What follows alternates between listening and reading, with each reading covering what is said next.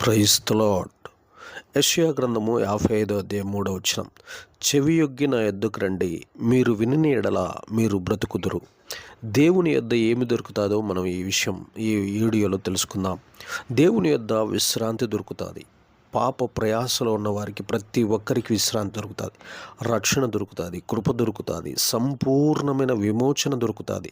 అంటే దోషములన్నిటికీ విడుదల దొరుకుతుంది, క్షమాపణ దొరుకుతుంది, ఆశీర్వాదము దొరుకుతుంది, బహుమానములు దొరుకుతాయి, ఆనందము దొరుకును, పరలోకము దొరుకును, పరలోకం కోసం ప్రయాసపడితే జీతము కూడా దొరుకును. ఇవన్నీ కూడా ప్రభు వద్ద అడిగి అడిగి అడిగి పొందుకోవచ్చు.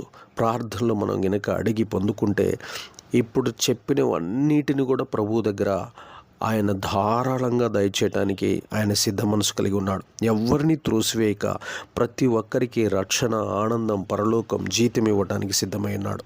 ఆమేన్.